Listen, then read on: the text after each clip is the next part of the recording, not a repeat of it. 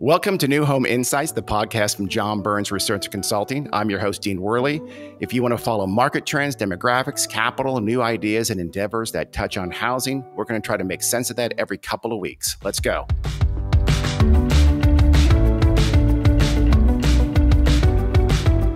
Hi, this is Dean Worley for the New Home Insights podcast, the podcast from John Burns Research and Consulting. Most of you listening right now have probably heard of NIMBYism, the not in my backyard movement. These are people and groups who, I guess generally they oppose new real estate development, particularly I think residential development, or at least that's what you hear about them a lot. And the stereotype, at least, is that their opposition is at least a somewhat kind of unreasonable, at least within the real estate world, that's the perception of them. In recent years, there's been a reaction to this in the form of YIMBYism. That's yes in my backyard. And that movement is the topic today. We're going to sit down with Laura Foote. She's the executive director of a group called YIMBY Action. Laura, how are you doing this afternoon? Hey, thanks so much for having me. I'm really excited to talk about this growing pro-housing movement with people who I hope are pretty excited to see it grow in their backyards.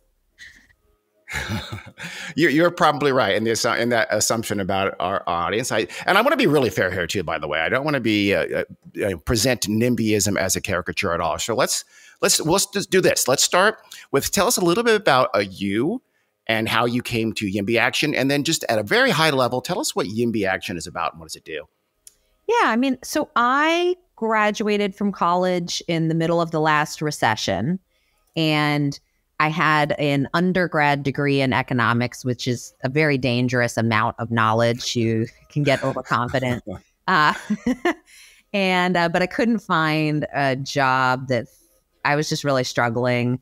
My significant other at the time got a job out here in San Francisco. And so off we went to San Francisco, where I proceeded to get what I was telling myself wasn't a dead-end sales job.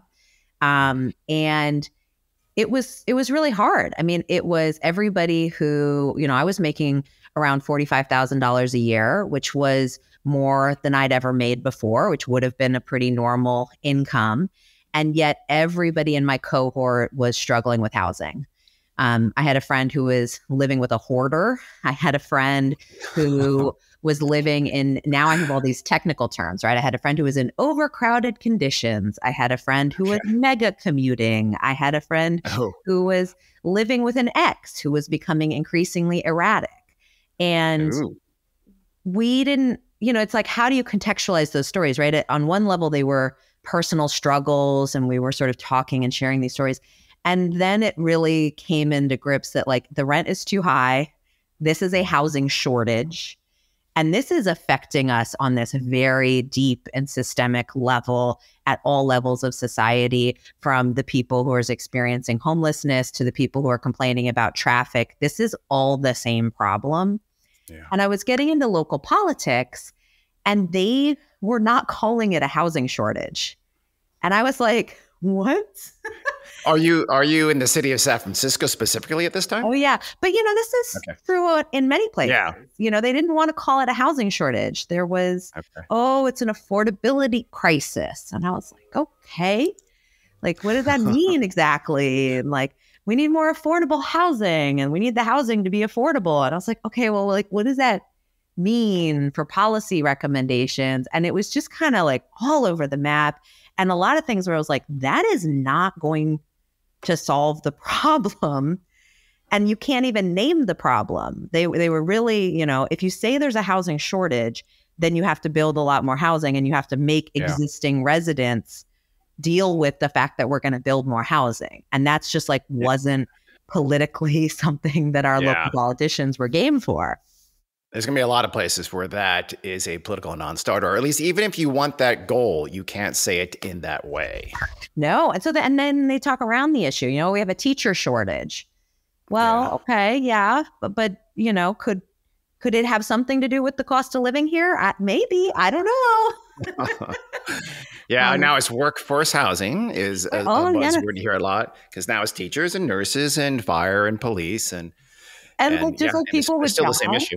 Yeah, this is the other thing. We have all these terms, workforce housing. Like, give me a break. Like, I can't believe we came up with a term for like people who have jobs needing housing. Like, what an absurd state to be in that like we needed to come up with these like extraneous terms for like apartments. So when did you kind of hook up with this movement, with the YIMBY movement? Yeah. So my friend Sonia was starting to go down to City Hall and say, we need to build apartments. We need to build apartments. Anytime there was a big apartment building being proposed, she would come and you know, there was a little bit of okay, we're going to all start organizing together. And my job was close enough to City Hall that I could lie to my employer and say, I'm getting a coffee, and run across the street, give public comment, and come back. And, you know, people started to call us YIMBYs. We were trying to figure out what. Really? Yeah. You know, we embraced it relatively quickly. So someone else made up that term? You know, it was kind of out there in the world. Okay. And then, you know, it became more and more something that we were like, okay, yeah, we're YIMBYs. I mean, I always liked pro housing. Yeah. Because was it used as a negative? I'm sorry. I mean, from other folks, was it used as a negative? Oh, you're just a YIMBY. Like, I wonder. That would be interesting. A little bit of like a YIMBY town conference that people were sort of clustering around. And but I always thought YIMBY was this weird word that no one was it wasn't gonna become popular until suddenly then everyone was using it, right? Okay. And that's when, you know, the first club we started, Sonia called hers because she was radical, Bay Area Renters Federation, BARF. BARF. That was intentional, right? That was intentional. Oh yeah. She was like I'm here to grab attention, and it worked. And I was like, okay, we need something that like my mother would feel comfortable joining. So I started Grow San Francisco, which then everyone thought was a pot dispensary place. Yeah. So it does kind of sound like one. Yeah. If you're out there and you're a pot dispensary, feel free. Right. So when we started getting more organized, we started, you know, one of our big things was helping to get State Senator Scott Wiener elected. And that's when we started the YIMBY party. And that's when really I quit my job. I started doing YIMBY stuff full time. We rented out a garage and made a bunch of mailers and ran it was really fun. We had 200 volunteers out canvassing for candidates. And that's when things really got rolling. And that's when we incorporated as YIMBY Action, which is the five. I want to be clear to the listeners, but you're talking a lot about San Francisco, and be clear, you are actually they're a national group. There are local YIMBY groups all over but you have a national focus and our national efforts, correct? Well, so we're a national organization with local chapters. So we have 49 local chapters across the country, you know, 3 in Florida, 2 in Virginia, you know, it's like 25 in California.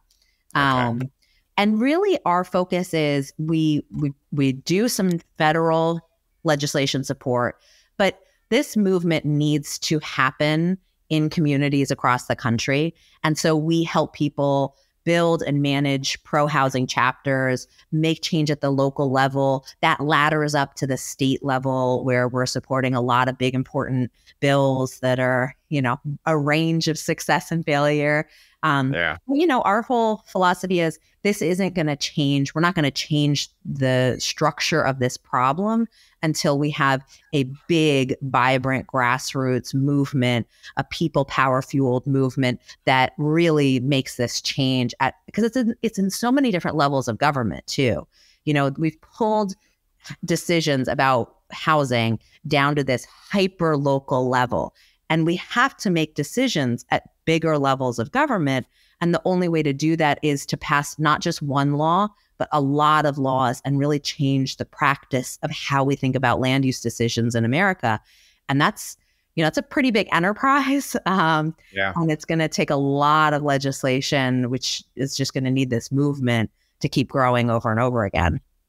So there's a little bit of a kind of a tension there, isn't there? In the fact that you are very grassroots oriented, you have these local chapters, which are key, but you are looking to sort of upscale the legislation into state and federal parameters, which a little bit of tension there. But I agree that this has to be local. That's where the enthusiasm is going to be, and that's where the specificity is going to be for what the changes need to be. Yeah, people say all politics is local, and they don't think through what does that actually mean. That means your state elected official only cares about their district, right? And so when we're thinking about trying to pass state bills, it's like, how big is that state legislature? How many legislators do we need? What do they care about? And if they just hear from the NIMBYs, then we're not going to pass these big structural change bills, even when they know their state is in crisis, even when they know that they have a chronic housing shortage that everybody complains about all of the outcomes for. But if you don't have the political will for the solution, it's not going to matter. That's a great segue. So let's get into it. Let's do this a little bit unusually, maybe, because we're talking about YIMBYism. But I want to start with talking about NIMBYism, and I want to be as fair as possible. I want to get a better understanding of this thing that you created essentially to oppose, which is NIMBY. How do you define what NIMBYism is and means? I think you get a NIMBY, so somebody who is saying, not in my backyard, who feels like new housing is going to harm them in some way. There's a lot of structural reasons why we end up with that type of person, why that person's so common in our local politics. Some of it is this fundamental people overinvest in housing. We have set up America that your number one savings account is your mortgage on your home. And so people start getting very invested literally in the idea that their home has to be worth ever more money every year. And so what does that really mean? If you're saying my house has to be worth more money, well, then that sort of by tautology means that the neighborhood is going to get more expensive. It also means that you have people who really believe that they have to preserve their community in amber, that if you build housing, it's going to negatively affect their investment. It's going to negatively affect their neighborhood. You get all of this neighborhood character stuff.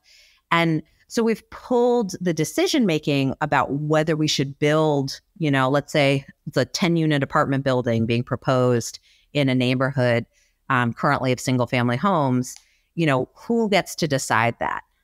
It's often the local community. And the local community is a segregated community as well, right? We live in the inheritance of segregation. And so you have communities that believe that if you build that 10-unit building, it's going to harm them in some way. They come up with very othering language, is the way I would gently put it.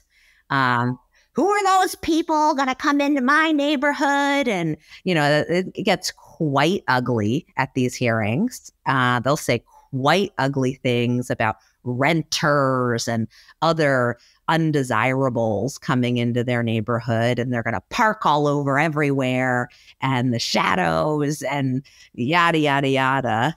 And they really believe that it will be bad for them, and that, anybody who might find a home, it's going to take from theirs. They have this scarcity mindset. And part of that is because we ask the question, do you think that this apartment building should be built or not? And, the radical YIMBY position is we shouldn't even be asking these people if they want to integrate their community. We need to decide that we need housing for society. And so therefore, especially wealthy communities shouldn't be able to block housing, shouldn't be able to pull up the ladder of opportunity, shouldn't be able to say, not in my backyard, because they recognize, if you even think about the term, not in my backyard, it means that you acknowledge that we need the thing, right? Yeah. I just don't want it near me. I know we need housing. I just don't think that it should be near me. And, that's not something we necessarily should allow in society. So this shows that this does make for some very strange political bedfellows, doesn't it? It's a very diverse stream of different issues that go into that NIMBY movement. But again, if I probably say this for the third time now, I really mean it. I want to be fair. There is kind of a continuum, I think, tell me if I'm wrong, of NIMBYism, which comes from all the way at one end to like, listen, I just want to keep my neighborhood not so congested and kind of intact. This is why I moved in the first place, all the way to the folks who want to be the last one to ever move into that place for the rest of all time, right? Is pretty varied, isn't it? I don't know. I mean, it's less varied than, I mean, every time I get to a new place, people will tell me, oh, this place, the housing discourse is really different. It's not. It's the same conversation everywhere. The suburbs think that building housing is going to harm them. And so they want to block it in general, and I think this is something. And actually, if you poll people, this is another, I should correct myself. If you poll people, most people will say, yes, we need more housing. In most places, most people will say, yes, we need more housing.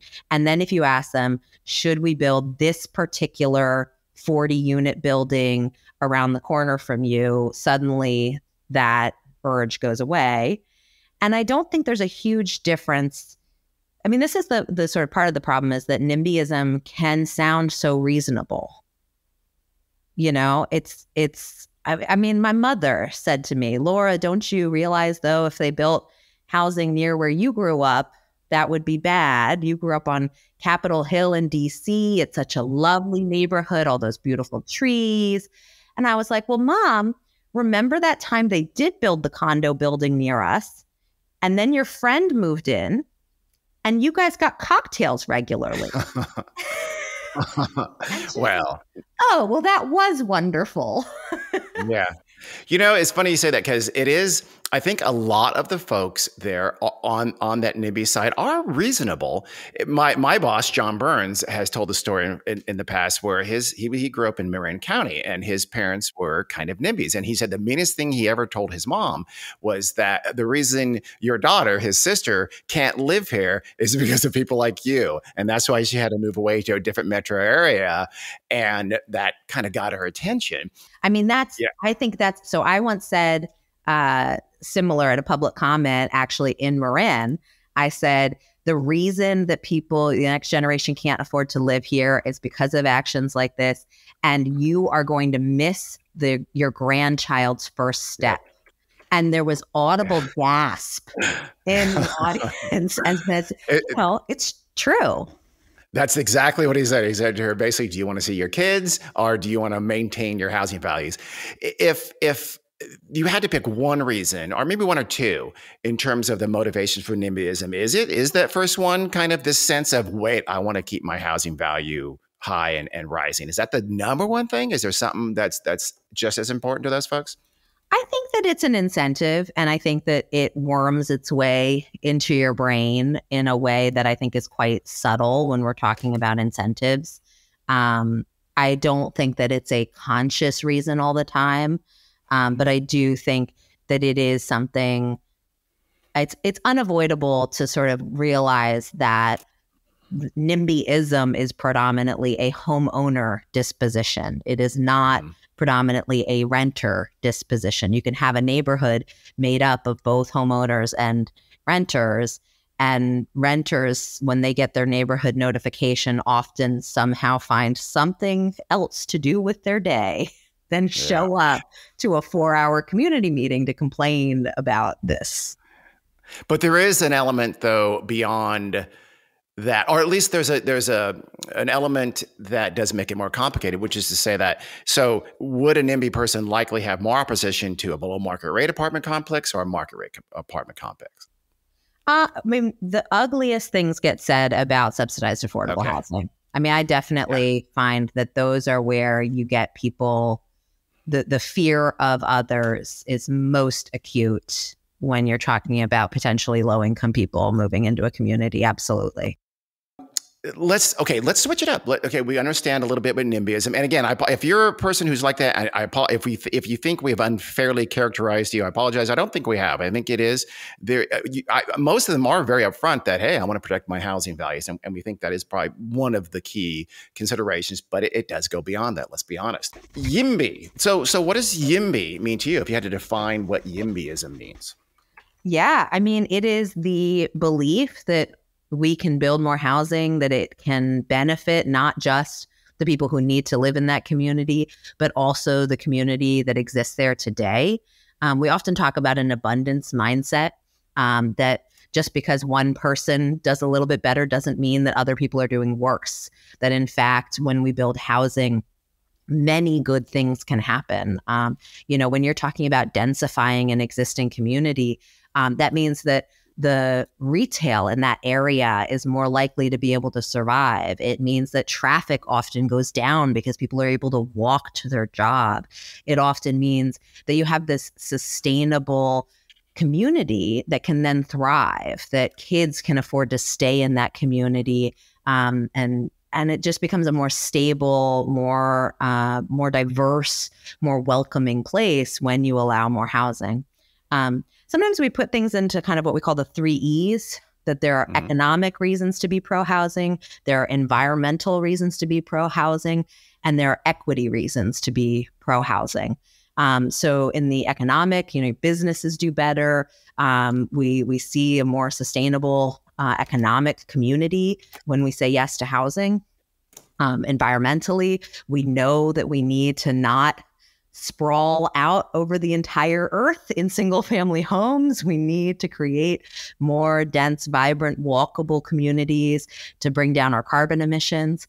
And in the equity category, when we don't build housing, we are creating the haves and the have-nots. We are pushing people down into poverty. We are exacerbating segregation, especially racial segregation. And so those 3 E's together mean that the coalition of people who are pro-housing, has a lot of diverse ideologies, can bring you to the same conclusion that we need a lot more housing. Where does most of your support come from? Where do you get your funding? I mean, let's be honest. I'm sure a lot of folks can say, oh, well, she's just backed by developers and builders or something like that. Where do you get most of your support? I say we're a consumer advocacy organization. About a third of our revenue comes from regular old membership dues. So that's everyday people who give anywhere from $500 to $500 a year. They are members, which means we expect them to do some actions as well. We send out action alerts to them. We have a big, vibrant Slack where everyone's chattering away about housing politics, and they're running the chapters and what have you. And then a larger proportion than I had expected, we're starting to get more kind of like institutional foundation type money. I would say sort of crotchety money. That I hadn't expected us to get as much of, but crotchety money, please explain. Just kind of like people who are like, we need to solve problems and do good works, but who often donate to less political endeavors. They do more, but they've realized that housing is this fundamental issue that is making all the other things that they're trying to accomplish with their good works money impossible. And so here's some for the Red Cross, and now here's some for YIMBY. Interesting. Exactly. Okay. And so that's a bigger part, which is really exciting for me. I mean, that the foundation world is realizing that this is a political crisis and that they need to get involved. And then about a third, a little less than a third, it's like a quarter, is like, sort of generic corporate. It's not as many developers. It's also large employers. Anybody who has a large workforce really cares about this issue as well, because their workforce is really struggling with housing. And, they don't, I want them to also raise incomes, but they also are like, okay, especially you can look at the Bay Area. It's like incomes are really high. Yeah. And then you have tech bros complaining about the rent. It's not sustainable. And so that's definitely another group of people who think we have some value. Isn't tech a part of that? I've read that somewhere where there is a fair amount of tech support for your movement, correct? Yeah, definitely. Okay. Okay. Yeah. I think, I think they really get it. I mean, it's kind of funny. I feel like with tech, it's like if you can show them a problem that really is, that you can show them on a chart. This is the chart that explains why this is the problem and why this is the solution. The tech world is like, great chart. Okay, cool. Yes, let's go solve it. Okay. Yeah, that's true. Now, okay, let's get into sort of policies and strategies. What kind of solutions are you proposing in terms of housing? What is, a couple of the major movements of the YIMBY movement that says, here's something we need to do to solve this crisis? We have these kind of 5 policy buckets, and the first 2 get the most attention. So we have upzoning. That's allowing more housing on paper. Some bills that I'm sure people have been following, there's a lot of accessory dwelling unit bills have been successful across the country. That's just allowing somebody to build a backyard cottage or a granny flat. There's duplex legislation, legalizing duplexes across the state of California, which is going to need some cleanup legislation, but whatever. And other kinds of upzoning bills. Okay. And we also have in some states, we have a process where a city gets given a housing goal and they have to upzone in order to achieve that goal. So we get very involved in that process. California right now is going through, they call it the housing element. Yeah. And that's a big part of upzoning. The second category is permitting, process improvements, so that what is written on paper actually happens in practice, which is, I mean, I'm sure your audience knows that there is very little relationship often between what's on paper and what happens after your 18th community meeting. So we fight ultimately for by right or as of right permitting, where whatever is written on paper is then no hearing. Do not ask any city council members. Do not pass go. Just get your permits. That's it. Yeah. If we wrote it on paper, you should be able to get over-the-counter permitting for any house. I don't care how big it is. You should never have to talk to a city council member about something that is zoning compliant.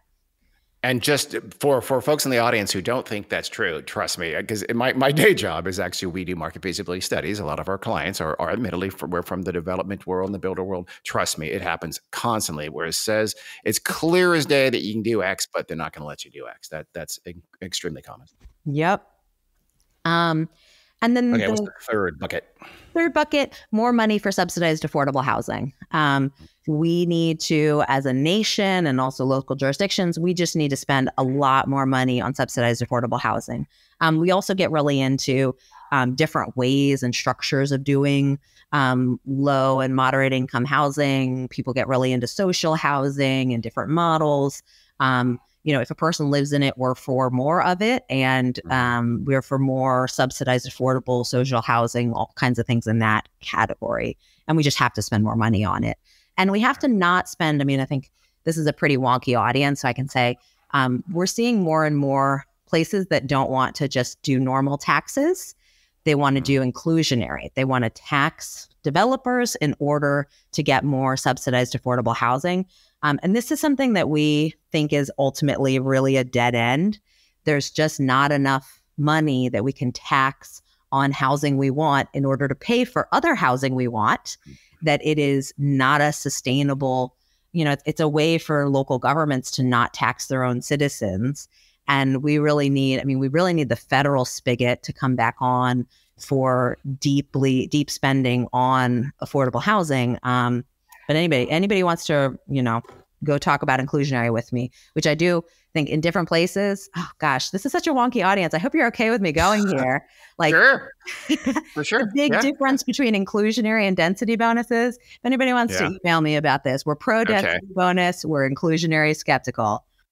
Oh, really? Okay. Well, and inclusionary also, the way it is implemented in practice is often sort of self-defeating, where you have, 30 million homes, $2 million homes, and they're going to make you build 6 of those for below market rate. So 6 people are going to win the lottery. You can take the same amount of money and build 200 apartments and they won't let you do it.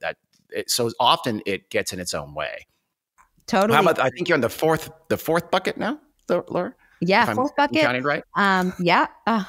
Tenant protections and anything from tenant protecting demolition controls.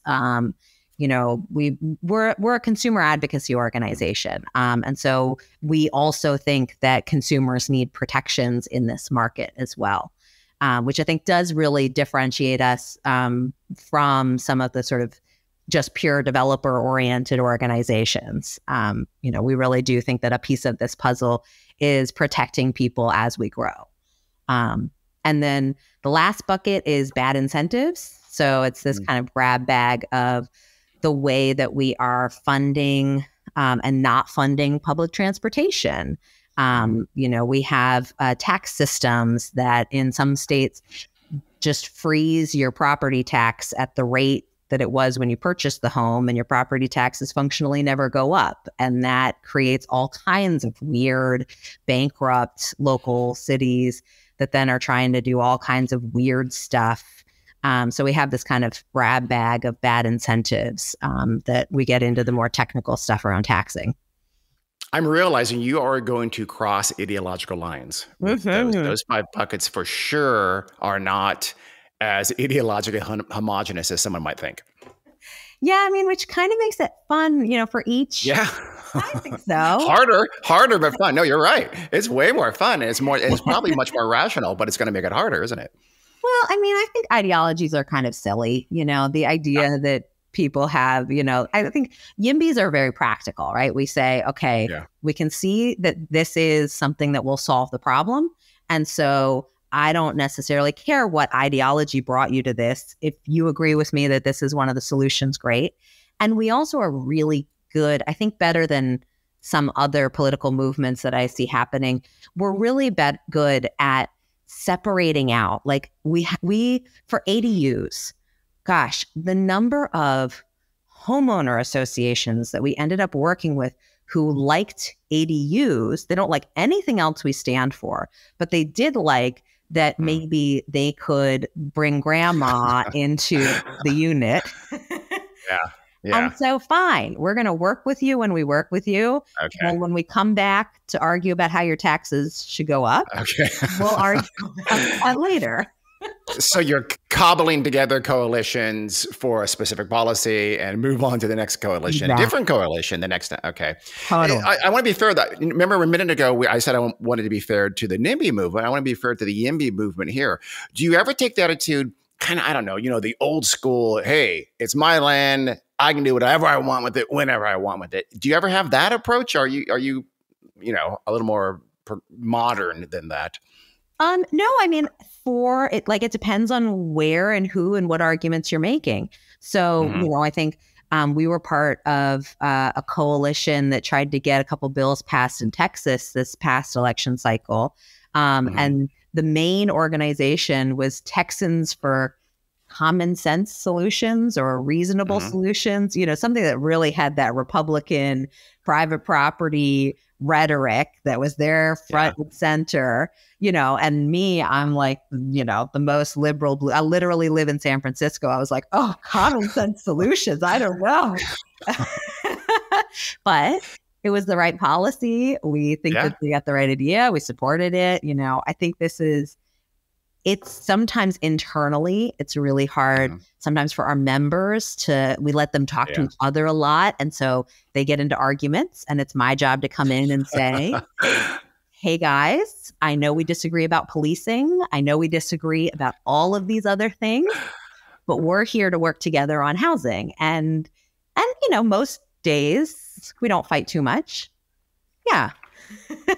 Well, a lot of it, I mean, again, in my day job, where I've seen so many instances where if the attitude of the developer or the builder is, we're going to work with the neighborhood, we're going to educate the folks in the neighborhood, we're going to reach out to them from day one, they are so much more likely to be successful than if they take a more intransigent attitude. We see that all the time. Is part of what you do, that process, hey, listen, here's why it's not as bad as maybe you think. Do you take that approach ever? It's kind of interesting. So in some ways, when we're talking about what do we actually do? So for our members, what we're training them to do when they show up at a public comment is to often share their personal story. There's a lot of ways people can disagree with your reasoning. They can disagree with your statistics. They can sort of deny your reality in a lot of ways. But if you share a personal story, human beings are very hardwired to listen to that. And so if you share, I think we should build this housing because my parents want to scale down. They can't afford to live in this community. They're trapped in their home, but I want to be able to build this ADU and bring my parents into this community. People have trouble. They can't, this story of like your grandkids are being forced to move away. And if you can put an even more of a fine point on it, right? My grandkid had to move away and I don't get to visit them.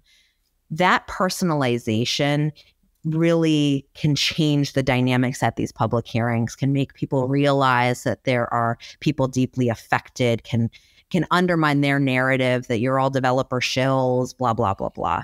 Yeah. The strategy that you're talking about, an individual developer trying to make people comfortable, I want to eliminate that. I mean, long term, really, like, we joke, right? I want a society where any can build housing. I don't want the developers to have good personalities. Like, well, they hire people with better personalities, right? Usually. Well, what a selection for liars too. I mean, I just think it's like, it's not. We don't care what the personality of our grocer is.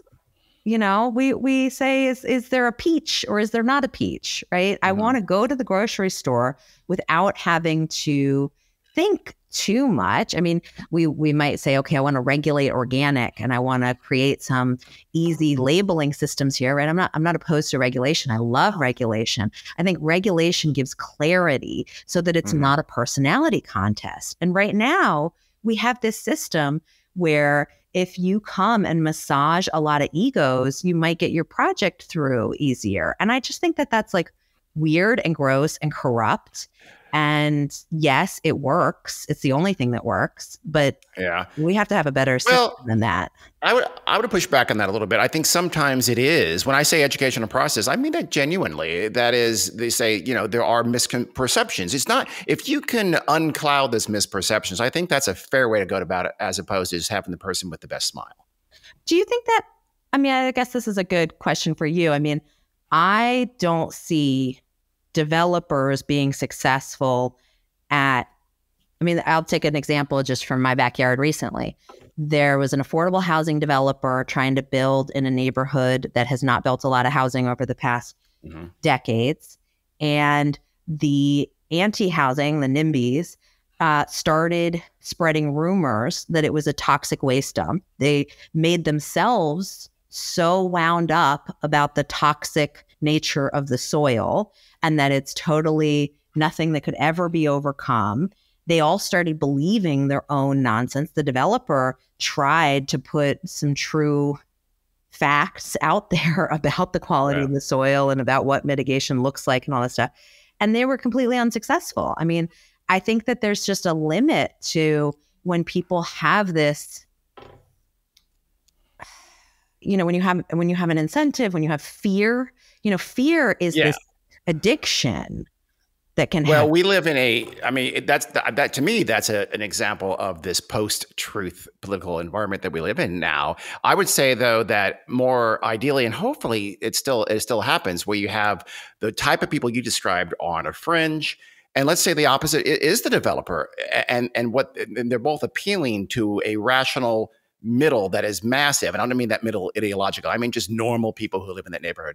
And those people can still be rational. But don't get me wrong. You still very much, there are some localities where it doesn't matter how truthful your argument it is or how rational it is. It's not going to happen. I don't mean to imply that. I know that's all out there. But I also think it's really expensive. I mean, what you're talking about is only feasible for really expensive projects that can have that kind of carrying cost, that can spend their time on consultants, that can do outreach not just to the people who automatically show up to the hearings, but can get the wider community and go out canvassing. I mean, God, I'm not going to curse. That, The idea canvas for an apartment building, like that's lunacy. That's fair. That's fair. It tends to be pretty high dollar developments. Yeah. How about those folks? I think there's one of the criticisms of you is people say, "Oh, all you care about is doing things at a higher density, and you're also going to create sprawl." And they might bring in like, "Oh, and sprawl development, quote unquote, sprawl development creates, has a carbon footprint or whatever." How do you respond to those kinds of arguments? I mean, we are anti-sprawl. I think where people get a little bit silly is they think that keeping an unsustainable suburb from building more housing and becoming a walkable town, they're like, oh, well, we can't do that. That's sprawl. And it's like, no, that's not sprawl. Densifying existing places where we have already built a suburb is not sprawl. Converting a golf course into housing is not taking over green space, right? Golf courses are not green.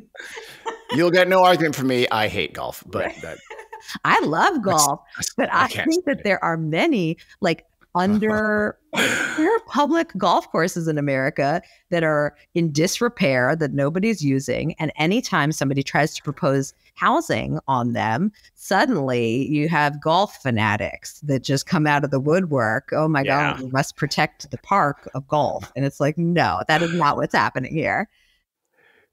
So, okay, let's move on to this, for lack of a better term, kind of success and failure. Let's start with geography.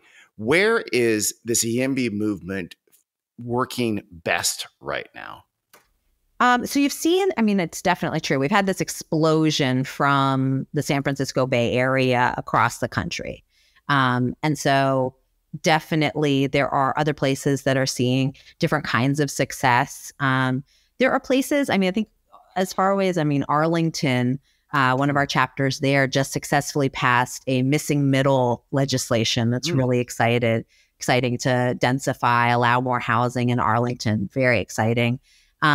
So we see all different kinds of different levels of success. We've had some really great state bills in California. Accessory dwelling units have been one of the most successful as far as housing production. We've also had some technical bills that have really strengthened the process in California where, it's been really fun. I mean, we have greatly empowered our attorney general to do more cracking down when local jurisdictions ignore existing state law.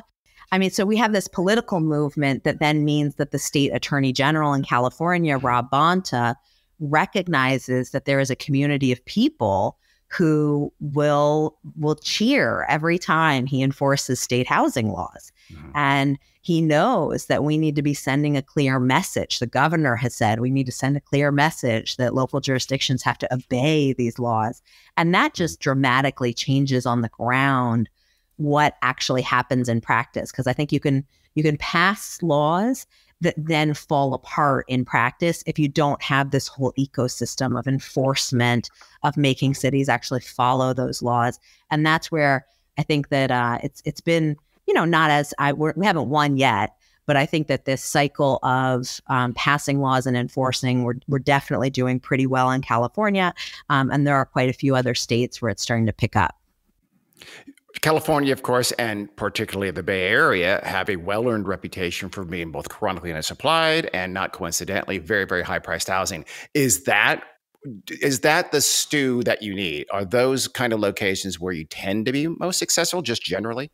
It's definitely places like that where you see the political movement take off, right? Where you see people who are like, okay, this is affecting me. I need to get involved politically in my community. And we definitely, one of our great chapters in Atlanta, Georgia, they talk all the time about how we don't want to be the next San Francisco, right? And that's common, right? A lot of our chapters, I'm like, we started in San Francisco, but a lot of chapters get a lot of mileage out of saying, look at those idiots in San Francisco who spent 30 years driving up housing costs. And, let's not do that, because a lot of cities are experiencing, there's jobs and opportunities in our cities, and they're just chronically underbuilding housing, and it's putting the squeeze on middle income and younger and people of color. And that, those dynamics, you can see how people who are locked out of the housing market who didn't buy 30 years ago, those are the people who are harmed. Do you think you have been the most successful at the local level, the state level? I'm assuming the answer is not going to be the federal level. Yeah, I mean, it's funny because I sort of think like the state and local are so much more connected than people realize. You don't get consistent state wins unless you organize also locally. So, at the local level, we helped get now State Senator Scott Wiener elected. Mm-hmm. And then he became housing champion extraordinaire in the state legislature and put forward the boldest pieces of legislation anybody had ever seen and changed the conversation. That only happened because we had 200 volunteers out there canvassing and getting the word out. And I think there's this direct tie-in. A lot of our best bills in California have died because Southern California doesn't have as much political energy as it needs to. So that's sort of our next big place we need to put some focus on. If anybody lives in Southern California, let me know. I want to help organize you. I assume the same goes for the Central Valley portion of California as well. Okay. Yep. NIMBYism is kind of a generic term. What are the actual groups that are behind it and supporting it? In other words, if I asked them, would they be able to say the top 3 supporters like you did a minute ago? I don't know that you can, or if there is an answer for that, but I'm curious. No, because we pull the decision-making where NIMBYs have the most power down to this hyper-local level, they don't have as many clear organizational institutions. We do have, as a backlash to the pro-housing movement in California, a group called Livable California started up, and they were trying to organize, a lot of the homeowner associations, a lot of the, residential. So this is my favorite new term, actually, residentialists. That is the term that some NIMBYs are running under. Is residentialist. That seems a little bit disingenuous, doesn't it? Because almost they're not in favor. I don't know. I guess depending on how you define a word that is just made up. Right. I was like, you mean the current residentialists? I guess. I've not heard that. They might want to bring that back to a focus group or workshop that a little more, because that's not flying. But I also think there's something kind of sweet too, and gives me hope that so many, as soon as you start saying, and as soon as people start talking about how NIMBYism is harming our society, you start more and more hearing the people who want to come out and oppose housing say, I'm not a NIMBY, but, and then they continue on with their anti-housing thing, right? They're not going to. Okay, that's interesting. That's actually a sign of the time. That's an indication that your things are working. Totally. What kind of tactics then are you, if that makes sense? What tactics are the most successful, the most effective? I think putting a human face on the need for housing, on the people who support the change we need in our community, the more that we can show that there are real neighbors in your community, the more we can, when you're thinking about an individual housing project being proposed, going before a little planning board and they hear, 20 people saying no, no, no, no, no. And then one person, maybe it's just one person who gets up there and says, I'm not going to be able to stay in this community. My rent's going up. And if you guys want me to leave, you can deny this housing, but I would like to stay and be a part of your community. That changes the dynamics really dramatically when you can put that face on the issue. And so I do think that's, and we apply that same thing when we're talking to elected officials, when we're talking about getting people elected. It's about, having an endorsement process where candidates come and talk to residents who are pro-housing and realize that there's a whole political constituency that they could be appealing to, that changes the dynamics of an election race. So the more we can put a human face on this movement, the more we can help people realize that it is strong, that it is growing, that it will support candidates, that it will get you elected, the stronger we're going to be. That's interesting because so much of psychological research in these last decade and more has shown that appealing to someone's emotions is usually much, much more effective than appealing to someone's intellect with rational argument and numbers and data and things like that. And it's why I find that interesting is because like you said, this is kind of a wonky movement, but you've discovered that putting a human face is critical. I think this is where, I love the smart growth people.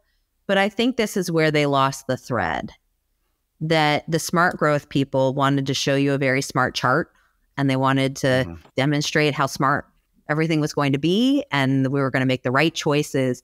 And, it's inhuman, right? It doesn't show you the sort of scale. You show the scale of the problem on a chart, but you haven't then made someone care. Let me ask you two more questions. One is the climate you're working now, do you think it's better or worse or the same as, say, I don't know, 5 or 10 years ago? Oh, way better. Oh, I think way better. I mean, I think it's interesting because at the same time as more and more people are realizing the scale of the problem. And so I can understand how that's depressing for many people. But if you've been gripping the size of the problem for 10 years, it's a great time to be pro-housing. I think you can feel the change in the air. You can feel that, I don't know if the tipping point is tomorrow, but it's coming. There are more and more politicians at ever higher levels of government who are really putting together not just that this is a huge solvable problem, but also that there is a growing political constituency who wants them to solve that problem. I mean, I really think it is a very hopeful time to be in this movement. And there aren't a lot of places in politics, I would say, that I feel very hopeful, but I do feel quite hopeful about the pro-housing movement. It does really, from an outsider, or I guess someone who is very much in the industry, but an outsider in terms of the political movement, it does seem like it is gaining traction for sure. Okay, last thing. Right now, on your desk, what is your top agenda item that you're working on right now? Ooh, well, right now it is refreshing our endorsements process. Because 2024 across America, there are so many local elections happening. And we are going to be endorsing in more places than ever, all the way from local, Democratic Party, all the way up to federal offices in some cases. But it's going to be a lot of state legislatures. And there are, it's just, I don't know, hundreds. I don't know how many candidates. I'm starting to get stressed out just talking about it. You said Democratic Party a second ago. I'm assuming your endorsements cross party lines. Oh, totally. Laura, thank you so much for coming on. This is one of those ones where and this actually, I shouldn't say this is uncommon. It's extremely common where I learn a lot, even more than I maybe expected. But this has been one of those, and I appreciate that. Yes, it's really fun. I hope it isn't too wonky in parts, but I sort of think this audience can probably handle it. And, anybody who wants to send me their inclusionary zoning rants, go ahead. My email's laura@yimbyAction.org. Look forward to your any and all emails. Welcome. Our audience can handle anything. They're smart by definition of listening. Okay. That's a little self-serving. Thank you again, Laura. Thank you. This is Dean Worley for the New Home Insights podcast. We will see you again in a couple of weeks.